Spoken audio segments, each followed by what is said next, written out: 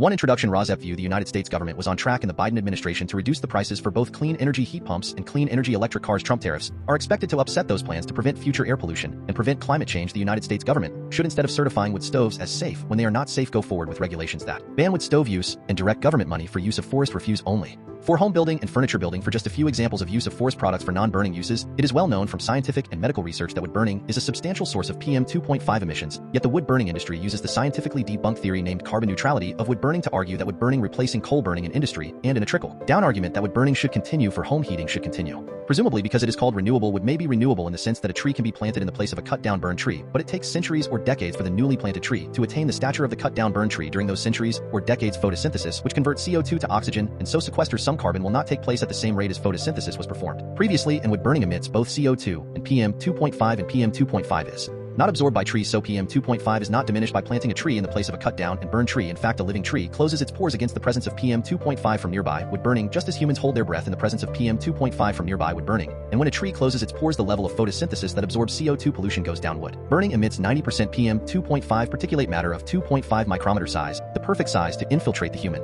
lungs, setting off a cascade of human health problems and early deaths. Contrary to many beliefs, wood burning emits 2.8 times the PM 2.5 as the fossil fuel coal burning, and wood burning emits 450 times the PM 2.5 as the fossil fuel natural gas burning. Replacing coal burning with wood burning creates more air pollution in the form of CO2 and PM 2.5 than coal burning. This emission data comes from testing the cleanest burning wood stove in the United Kingdom, the eco-design wood stove, and international convention does not count the emissions from wood burning. The emissions from wood burning are erased from all countries around the world when calculating if each country has met its climate goals. This non-counting or erasure of wood burning emissions data from climate goals does not mean wood burning emissions do not exist. RFK Junior. Purple air PM 2.5 monitors hanging from the eaves of the house of a near neighbor should be used to measure the level of PM 2.5 in the air hyperlocally in the yards of near neighbors of indoor residential wood burners. If PM 2.5 levels exceed World Health Organization standards of 5 micrograms per cubic meter annually, then that evidence of air pollution from wood burning should lead to the shutdown of that indoor residential wood burning appliance, one appliance at a time if necessary.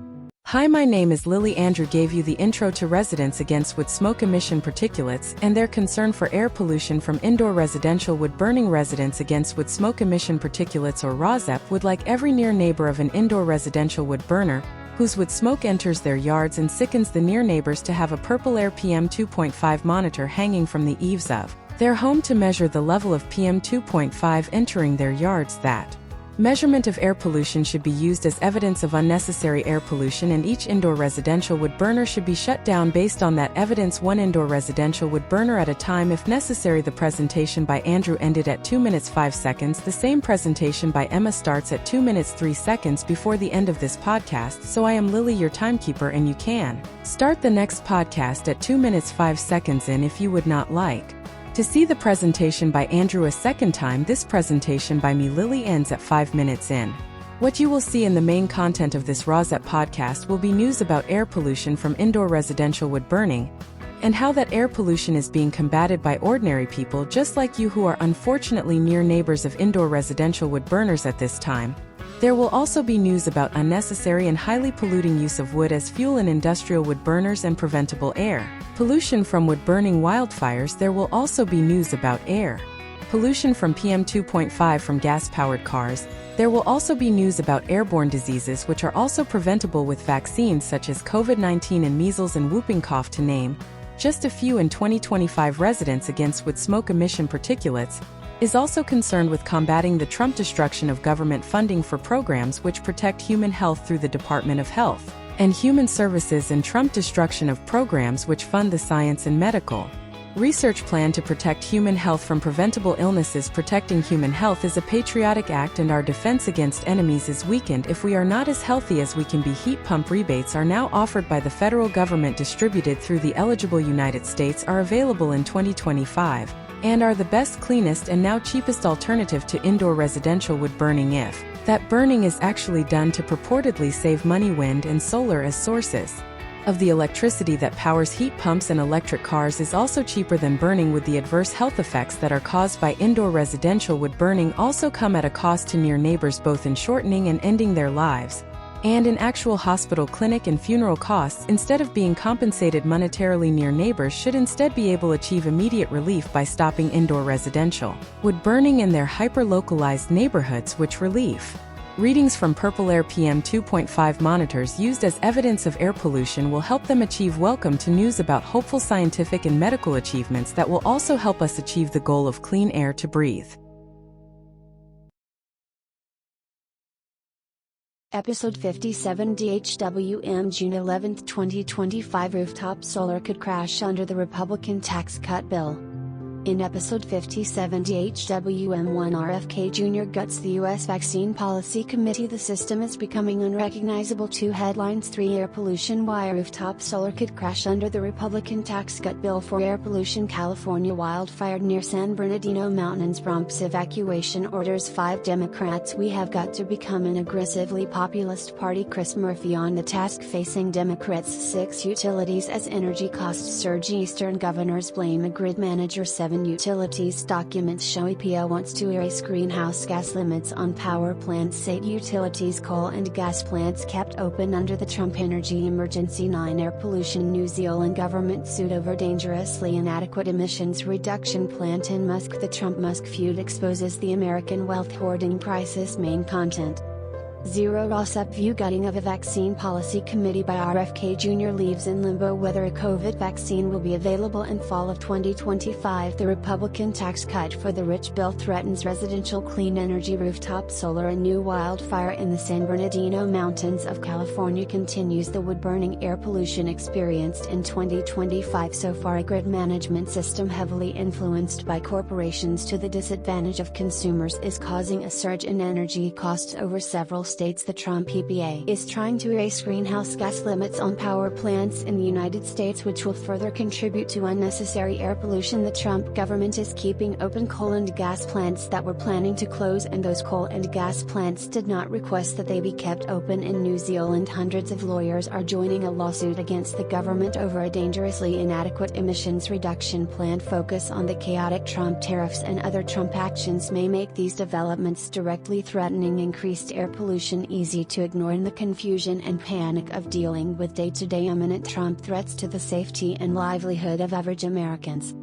1 RFK Jr. guts the U.S. Vaccine Policy Committee. The system is becoming unrecognizable except edited by RFK for brevity and clarity and relationship to residents against wood smoke emission particulates. A 501c3 nonprofit organization. Your local epidemiologist. June 10, 2025. Well, he did it in an unprecedented and deeply alarming move. Secretary Robert F. Kennedy Jr. has removed every single member of the Vaccine Policy Committee of the nation. The Advisory Committee on Immunization Practices (ACIP) announced plans to handpick their replacements. In other words, someone with an established track record of ignoring reality made the unilateral ideological decision to gut one of the most trusted and effective pillars of the American vaccine infrastructure, a system that helped eliminate smallpox, drastically reduce childhood diseases, safeguard schools, expand insurance coverage, and save millions of lives, a system that empowered 90% of Americans to protect their children and families.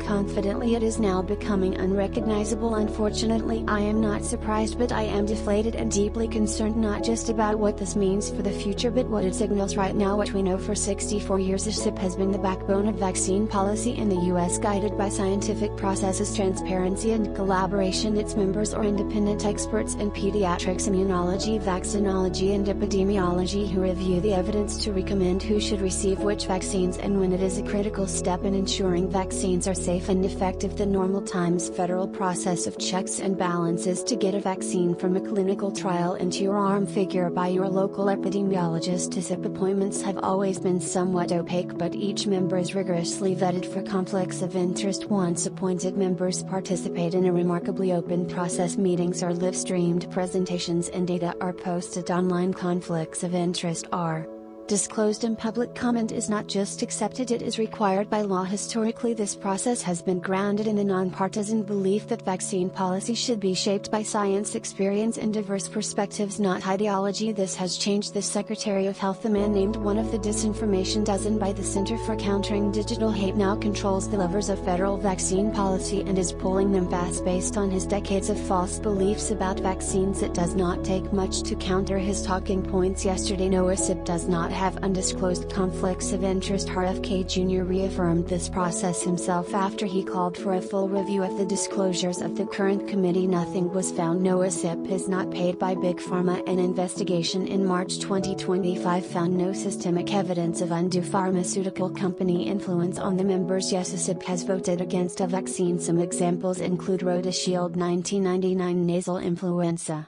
vaccines 2016, 2017 Johnson & Johnson COVID-19 vaccine 2021. This move is the latest in a broader arc of undermining the long-standing process for assessing and approving vaccines in the United States, rolling back COVID-19 vaccine eligibility, bypassing FDA processes, imposing impossible standards, and pushing cherry-picked incomplete AI-generated policy statements. These moves have already prompted the resignations of senior vaccine officials at the CDC and FDA, citing misinformation and the abandonment of science. What we do not know: there is no new committee yet, no timeline, no public process, just a Wall Street Journal op-ed and a power vacuum. How this will affect you, your family, or your community is not clear yet. We are at the mercy of what comes next. There is a spectrum of scenarios that could play out. Best case, RFK Junior appoints qualified independent experts committed to the science. The committee resumes its work. Vaccine guidance remains credible and intact. Worst case, he fills a SIP with anti-vaccine ideologues. Recommendations are completely removed, and so is your access to vaccines, most likely somewhere in between. But given his history, the tilt is obvious. There is also a real possibility Kennedy overplayed his hand. Many Americans across the political spectrum value vaccines access and the ability to protect their children, families, and communities. Senator Bill Cassidy, a Republican physician, cast the deciding vote to confirm Kennedy based on personal assurances that a SIP would remain untouched. That promise is now broken. A lot of this is on him. Will he respond? And if this becomes a political liability for Trump, does it suddenly become not worth a fight?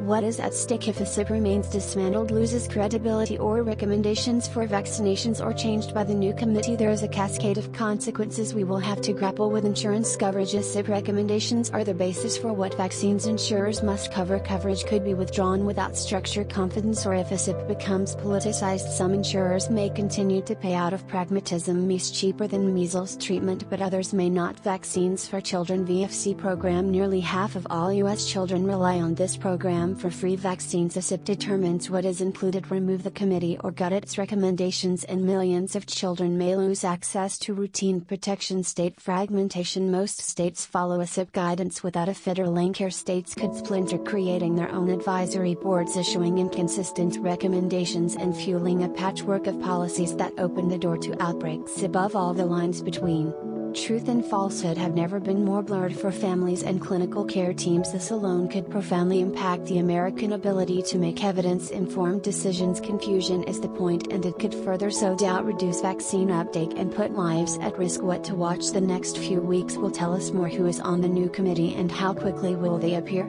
The faster it is announced, the more likely the appointments are ideological. Will the June 25 to 27 SIP meeting move forward, and what happens if it does? How will Cassidy, the Help Senate committee who oversees RFK Jr. and Congress, respond? The fall respiratory season is quickly approaching, and it is critical that we get clear answers soon so Americans have the information they need, access to options, and the confidence to get vaccinated. Timing is everything. I will be watching closely and will keep you updated. Bottom line, the Kennedy decision marks a dangerous turning point. Whether vaccine policy in America is shaped by science or ideology, the structures that once supported science-informed vaccine decision-making are becoming unrecognizable through calculated dismantling, flooding the zone with confusion and sowing just enough doubt to paralyze public health decision-making. We should all be paying attention, because what happens next will determine whether your child or your community has the choice of life-saving protection, and whether scientific processes still have a place in shaping our future. Love you at BS. After the news broke yesterday, my friend Dr. Jeremy Faust at Inside Medicine asked if we should talk it out. Live on Substack. It was raw, but we went for it after a deep breath, and 5,000 of you showed up with zero notice. Thank you. Watch the recording here. We are taking our son in for his annual wellness visit this week. Already we have a list of questions for the pediatrician related to how soon we can get certain vaccinations if he kid is 10. This is so scary. Sad newsletter of Greg. This is all part of the Kennedy personal agenda to destroy public health as it exists at the federal, state, local, tribal, and territorial levels. I have no doubt that Kennedy will try to fill a SIP with experts who are not recognized as being an authority in the fields of virology, immunology, pediatrics, infectious disease, etc. None of them will be expert, but they all will be critics who have nothing more to offer than their subjective opinions. 2A headlines: The New York Times, June 11, 2025. Air pollution: why rooftop solar could crash under the Republican tax cut bill. The New York Times. Air pollution: California wildfire near San Bernardino mountains prompts evacuation orders. The New York Times. California. The 2028 subtext of the Newsom speech. The New York Times. Musk expresses regret over his criticisms of Trump. The New York Times. The New York State Attorney General Letitia James she relishes being the Trump nemesis. Now he is out for revenge. The New York Times. Trump actions: Jimmy Kimmel calls Trump an arsonist with a host. The New York Times. Trump actions: opinion: Trump wants to be a strong man but he is actually a weak man. The New York Times. Trump tariffs: CPI shows U.S. inflation remains muted as tariff impact has limited. The New York Times. Washington, D.C. and age of U.S. Representative Eleanor Norton. The delegate from D.C. and Congress claims to see amid signs of decline from age. The New York Times. 2B headlines: The Guardian, June 11, 2025. Democrats: we have got to become an aggressively populist party. Chris Murphy on the task facing Democrats. The Guardian. Trump actions: Trump news at a glance. Gavin Newsom declares democracy is under assault in blistering attack on President Trump administration. The Guardian. Trump tariffs: U.S. prices continued to rise in May amid Trump tariffs. U.S. economy. The Guardian. Ukraine and Russia. Ukrainian held by Russia describes torture, sinister threats and Kafkaesque court process. Ukraine. The Guardian.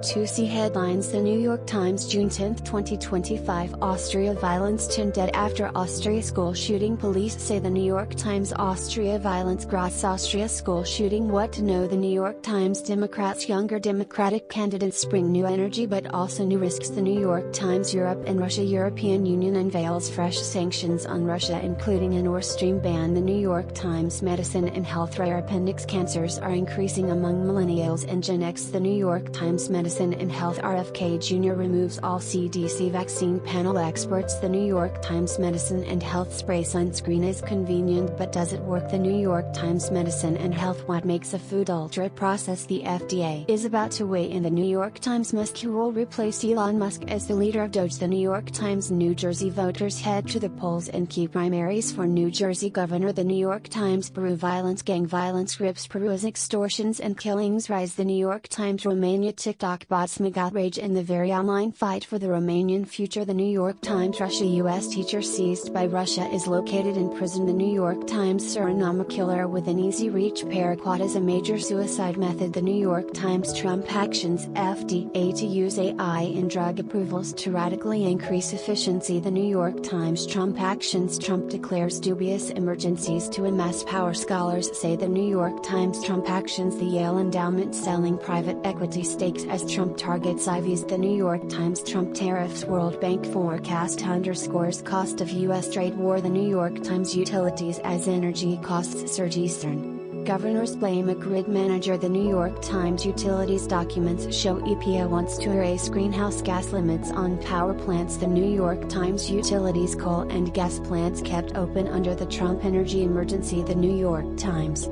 2D headlines: The Guardian, June 10, 2025. Austria: violence. Austria reels from national tragedy after gunman kills 10 at former school. Austria: The Guardian. Air pollution. New Zealand government sued over dangerously inadequate emissions reduction plan. New Zealand: The Guardian. Medicine and health: doctors dismissed my pain. I eventually discovered I had a rare tumor. Well, actually. The Guardian. Medicine and health: RFK Junior to remove all members of CDC panel advising on U.S. vaccines. Trump administration. The Guardian. Medicine and health: the RFK Jr. clean sweep of CDC vaccine panel experts will erode public trust. Trump administration. The Guardian. Musk The Trump Musk feud exposes the American wealth hoarding crisis. Gabriel Zucman. The Guardian. Musk unstoppable force loses battle with immovable object. Elon bows to Trump technology. The Guardian. 3. Rooftop solar could crash under the GOP tax bill. Federal tax breaks have fueled a boom. The House bill would end. That immediately. Excerpts edited by Rossep for brevity and clarity in relationship to residents against wood smoke emission particulates. A 501c3 nonprofit organization. The New York Times, June 11, 2025. 502 MET. Over the past 2 decades, more than 5 million U.S. households from California to Georgia to Maine have put solar panels on their roofs, drawing energy from the sun and reducing their electric bills, but that could soon come to a crashing halt. The big domestic policy bill passed by House Republicans last month would by the end of this year eliminate tax credits for homeowners and solar leasing companies that have fueled the popularity of rooftop solar. If it becomes law, it would lead to an immediate plunge in installations. Analysts and companies say this sets us back, said Ben Earth, policy director for Freedom Forever, one of the largest residential solar installers in America. I have been in this industry 22 years and remember when it was only rich people, doomsday preppers and environmentalists installing solar panels on their roofs. One analysis by Ohm Analytics, an energy data firm, estimates that residential solar installations could fall by half next year if the House bill becomes law.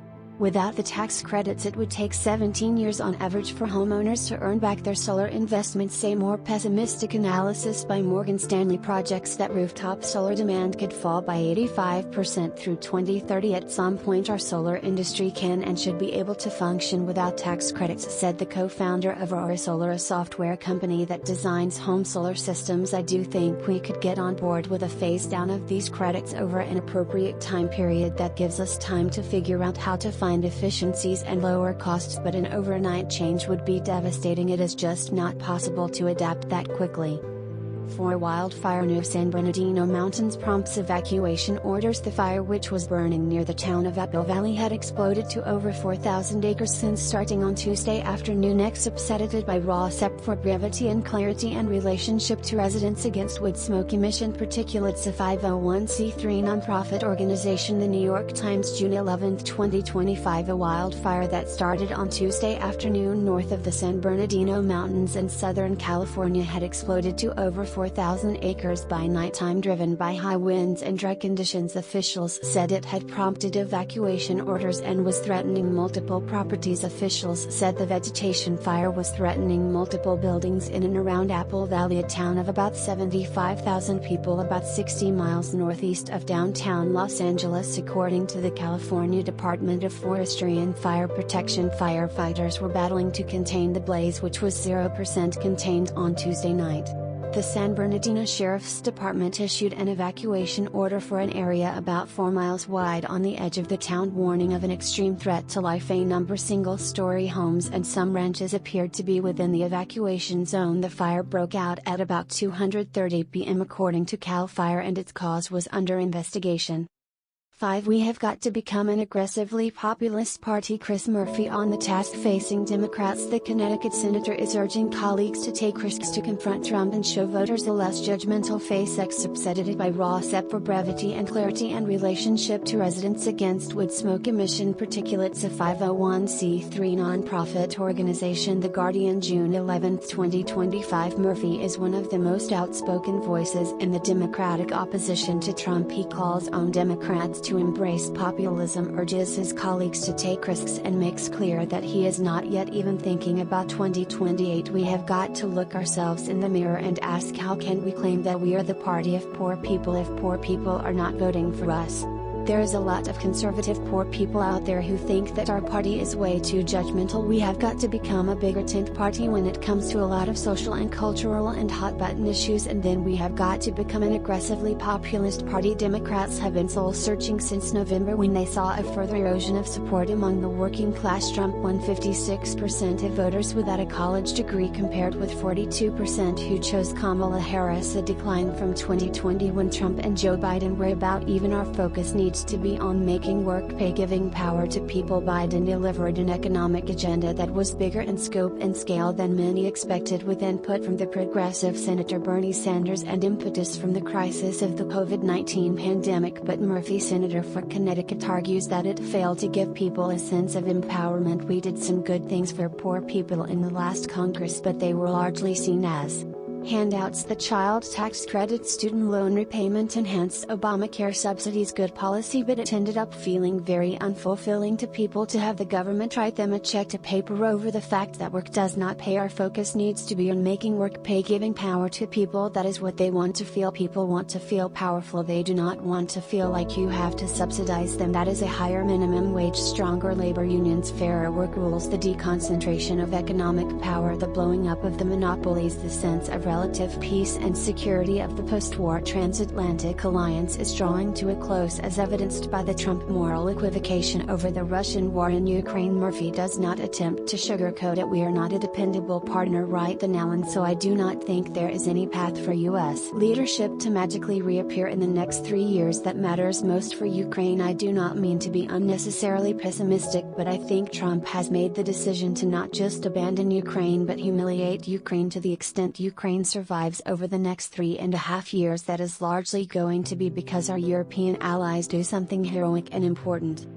6. As energy costs surge, Eastern governors blame a grid manager anger at PJM, which manages the electrical grid in all or parts of 13 states in the District of Columbia, has been boiling over in some state capitals. Over the last 100 years, the PJM grid has grown to encompass all or parts of 13 states in the District of Columbia, except edited by RFK for brevity and clarity and relationship to residents against wood smoke emission particulates. A 501c3 nonprofit organization, the New York Times, June 10, 2020. For decades, a little-known non-profit organization has played a central role in keeping the lights on for 65 million people in the eastern United States. Even some governors and lawmakers acknowledge that they were not fully aware of how much influence the organization PJM has on the cost and reliability of energy in 13 states. The electrical grid it manages is the largest in the United States, but now some elected leaders have concluded that decisions made by PJM are one of the main reasons utility bills have soared in recent years. They said the organization had been slow to add new solar, wind and battery projects that could help lower the cost of electricity, and they say the grid manager is paying existing power plants too much to supply electricity to their states. Some governors have been so incensed that they have sued PJM, drafted or signed laws to force changes at the organization, or threatened to pull their states out of the regional electric grid. The Democratic governors of Delaware, Maryland, New Jersey and Pennsylvania sharply criticized the organization in written statements, and the Republican governor of Virginia, Glenn Youngkin, called on the organization to fire its chief executive in a letter. PJM has lost the plot, Governor Philip D. Murphy of New Jersey said in an interview. In another interview, Gov. Westmore of Maryland said about PJM, "I am angry the elected leaders, some of whom may run for president in 2028, and their aides," said the PJM Executives Board. Members and committees made many important decisions in secret, and too many decisions like whether to make it easier or harder for new power projects to join the grid effectively benefit established energy companies at the expense of residents and businesses that use electricity. The fury of the governors at PJM is part of broader frustrations expressed by elected officials, residents and businesses over U.S. grids. After decades of modest and gradual rate increases, the price of power has climbed relentlessly over the last several years. The cost of electricity for residents of Delaware, Maryland, New Jersey, Pennsylvania and Virginia has increased from 23% to 40% over the last 5 years. Energy costs rose sharply after natural gas prices spiked when Russia invaded Ukraine in 2022, but electricity rates continued to climb after that shock because energy demand is growing rapidly, driven largely by new data centers. In addition, power outages have become more frequent because utility equipment had been poorly maintained and was not upgraded for more intense natural disasters linked to climate change. A spokesman for PJM said the organization was sensitive to the concerns of the governors, but noted that it was regulated by a federal agency. "The opinions of our governors are very important to PJM, and we share their concern about increasing electricity prices, a phenomenon occurring across much of our country," said the spokesman. "PJM has no profit motive, no shareholders and no share price. We are fully regulated by the Federal Energy Regulatory Commission and cannot make any major changes without that approval of the body." When it was formed in 1927, the organization was meant to connect the operations of 3 utilities in Pennsylvania and New Jersey. Utilities in Maryland were later added, forming the Pennsylvania, New Jersey, Maryland Interconnection, or PJM. Working together allowed the utilities to share resources, cutting costs. The main job of the organization is to oversee the flow of energy over transmission lines that carry electricity from power plants to cities and towns. PJM also devises and enforces policies about when and which types of power plants are added to the grid. Over nearly 100 years, the PJM grid has grown to encompass all or parts of 13 states in the District of Columbia, stretching roughly from Chicago to Virginia Beach. PJM has a 9-member board of managers, all of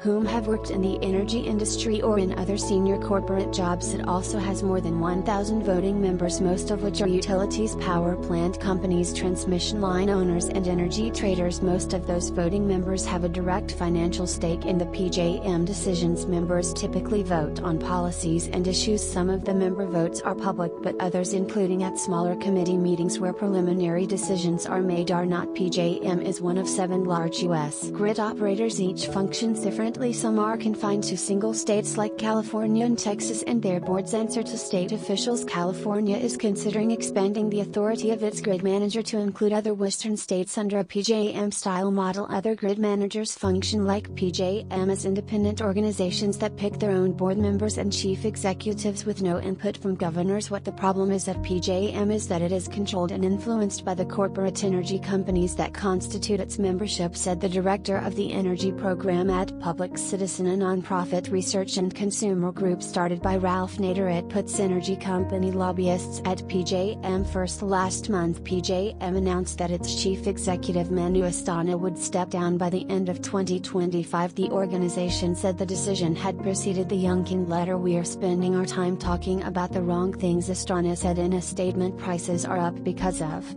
tightening supply and demand driven by generator retirements and data center growth, and it is impacting consumers. "We need to be working together on additional ways to bring supply onto the system rapidly."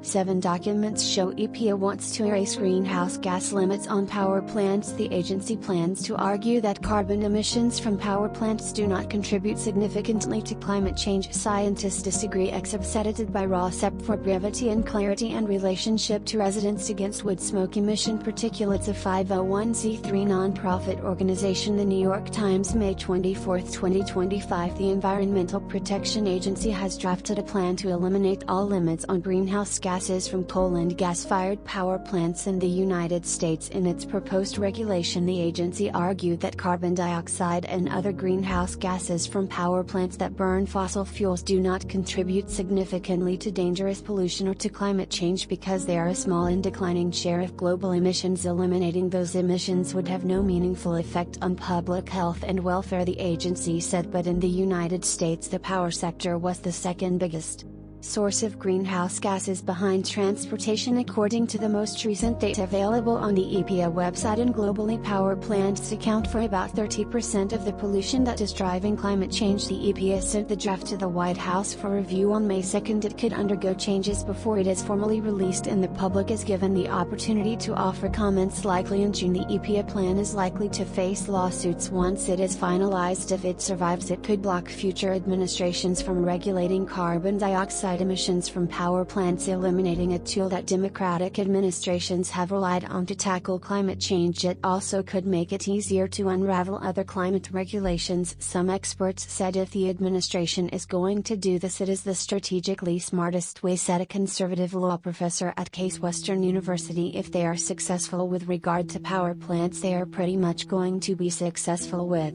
everything else, he said.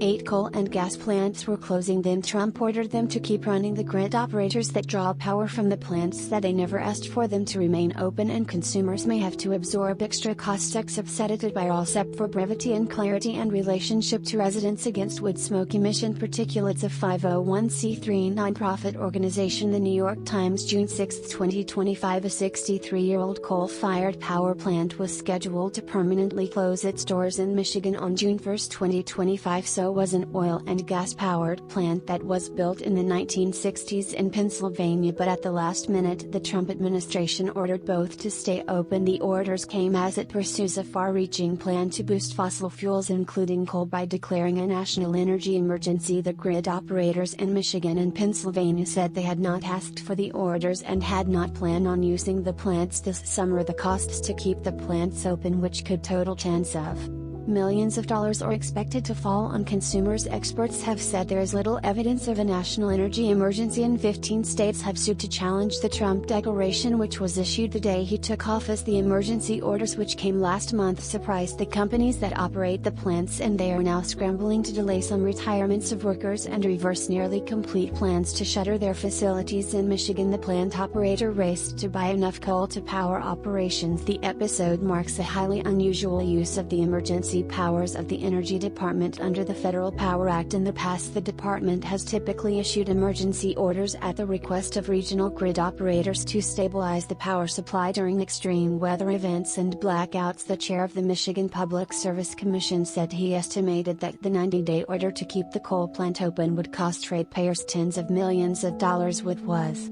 surprising about this order is that nobody was asking for it. He said the grid operator was not asking for this plant to be kept online. The utility that owns and operates the plant was not asking for the plant to be kept online. The state was not asking for the plant to be kept online. The Michigan Attorney General, a Democrat, said she was certainly considering challenging the order affecting the coal plant in her state. We think this is par for the course with the Trump administration. They are abusing emergency authorities and really manufacturing an emergency that does not exist in a way that is really unprecedented. Public Citizen, a consumer advocacy organization, also plans to challenge the orders. According to the Energy Program Director NA, the Energy Department has issued several dozen emergency orders since 1935. These orders have typically come in response to acute weather emergencies like extreme heat, hurricanes, wildfires, and extreme cold. In May, the Trump administration issued 3 such orders. 2 kept fossil fuel power plants open past their retirement dates, and a third added more fossil fuel generation to the ailing grid of Puerto Rico. 9 New Zealand government sued over dangerously inadequate emissions reduction plan. In the first legal challenge to the plan, top climate lawyers claim the government relies too heavily on forestry and failed to consult the public. Cited by RFK for brevity and clarity and relationship to residents against wood smoke emission particulates. A 501c3 non-profit organization, The Guardian, June 9, 2025. Hundreds of top environment lawyers are suing the New Zealand government over what they say is its dangerously inadequate plan to reduce emissions to net zero by 2050. It is the first time the emissions reduction plan of New Zealand has faced litigation, and lawyers believe it is the first case globally that challenges the use of forestry to offset emissions. Lawyers for Climate Action NC and the Environmental Law Initiative, 2 groups representing more than 300 lawyers, filed judicial review proceedings against the government in the Wellington High Court on Tuesday. The groups argue the government has abandoned dozens of tools to tackle emissions, failed to adequately consult the public, and too heavily relies on high-risk carbon capture strategies such as forestry. The government plan was fundamentally unambitious and a dangerous regression for the country. The president of Lawyers for Climate Action NC said the plan must be robust and transparent, in line with the Chief Climate Law of New Zealand, the Climate Change Response Zero Carbon Amendment Act. There is hope that this case will force the government to come up with a new plan. The reason why we take a case like this to a court is to scrutinize and question whether the government statements match up with reality. 10 The Trump Musk feud exposes the American wealth hoarding crisis. The Tesla boss wields power no one person should have, but there is a way to fix the problem. Cited by RFK for brevity and clarity and relationship to residents against wood smoke emission particulates. A 501c3 nonprofit organization. The New York Times, June 10, 2025. As the world watches Trump and Elon Musk publicly fight over the sweeping legislation moving through Congress, we should not let the drama distract us. There is something deeper afoot. Unprecedented wealth concentration and the unbridled power that comes with such wealth has distorted our democracy and is driving societal and economic tensions. Musk, the richest man in the world, wields power no one person should have. He has used this power to elect candidates that will enact policies to protect his interests, and he even bought his way into government while at the helm of Doge. Musk dramatically reshaped the government in ways that benefit him. For instance, slashing regulatory agencies investigating his businesses and hollowed out spending to make way for tax cuts that would enrich him. Musk is just one example of the ways in which unchecked concentration of wealth is eroding U.S. democracy and economic equality. Just 800 families in the U.S. are collectively worth almost $7 trillion, a record-breaking figure that exceeds the wealth of the bottom half of the U.S. combined. While most of us earn money through labor, these ultra-wealthy individuals let the tax code and their investments do the work for them. Under the current federal income tax system, over half of the real-world income available to the top 0.1% of wealth holders, those with $62 million or more, goes totally untaxed. As a result, billionaires like Elon Musk and Jeff Bezos have gotten away with paying $0 in federal income taxes in some years, even when their real sources of income were soaring. On the other side, millions of hardworking Americans are struggling to make ends meet. Their anxiety is growing as tariffs threaten positioned to explode already rising costs. A broken tax code means unchecked wealth hoarding. The numbers are staggering. $1 trillion of wealth was created for the 19 richest U.S. households just last year. To put that number into perspective, that is more than the output of the entire Swiss economy. That was the largest one-year increase in wealth ever recorded. I have studied this rapidly ballooning wealth concentration, and like my colleagues who focus on democracy and governance, I am alarmed by the increasingly aggressive power wielded by a small number of ultra-wealthy individuals. The good news is hope is not lost. We can break up this dangerous concentration of wealth by taxing billionaires. There is growing public support for doing just this, even among Republican voters. A recent Morning Consult poll found that 70% of Republicans believe the wealthiest Americans should pay higher taxes, up from 62% 6 years ago. With many of the Trump 2017 tax cuts for the wealthy set to expire this year, legislators have an opportunity to reset the balance, driving dangerous wealth hoarding rather than considering raising taxes on middle-class Americans or even households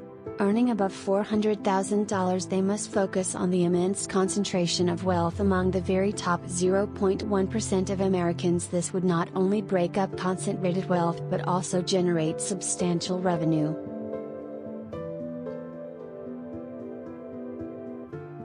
Cat's corner strategy with Tiger and Leone. Saying the quiet part out loud. Roar. Hi, I am Tiger. Our human asked us to get up from our naps and start Cat's corner strategy with Tiger and Leone. She gave us a list of internet allies which we will post for her here. Hi, I am Leone. It is better for your mental fitness to go to these websites than to go to bro sites for advice. Substack letters from an American Heather Cox Richardson. Substack your local epidemiologist. The Midas Touch.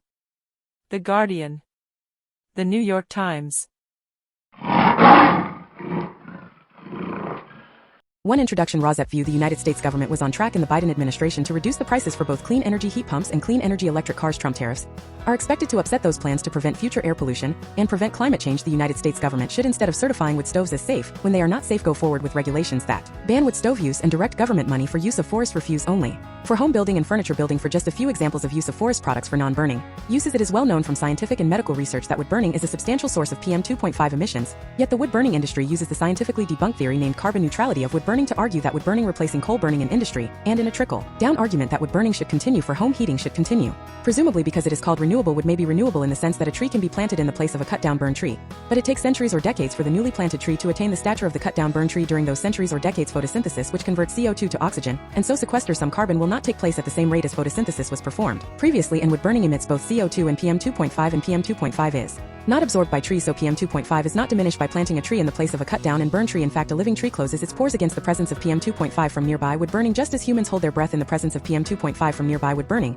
And when a tree closes its pores, the level of photosynthesis that absorbs CO2 pollution goes down. Wood burning emits 90% PM 2.5 particulate matter of 2.5 micrometer size, the perfect size to infiltrate the human lung, setting off a cascade of human health problems and early deaths. Contrary to many beliefs, wood burning emits 2.8 times the PM 2.5 as the fossil fuel coal burning, and wood burning emits 450 times the PM 2.5 as the fossil fuel natural gas burning. Replacing coal burning with wood burning creates more air pollution in the form of CO2 and PM 2.5 than coal burning. This emission data comes from testing the cleanest burning wood stove in the United Kingdom, the Eco-Design Wood Stove. International Convention does not count the emissions from wood burning. The emissions from wood burning are erased from all countries around the world when calculating if each country has met its climate goals. This non-counting or erasure of wood burning emissions data from climate goals does not mean wood burning emissions do not exist. Rosette view. Purple air. PM 2.5 monitors hanging from the eaves of the house of a near neighbor should be used to measure the level of PM 2.5 in the air hyperlocally in the yards of near neighbors of indoor residential wood burners. If PM 2.5 levels exceed World Health Organization standards of 5 micrograms per cubic meter annually, then that evidence of air pollution from wood burning should lead to the shutdown of that indoor residential wood burning appliance, one appliance at a time if necessary.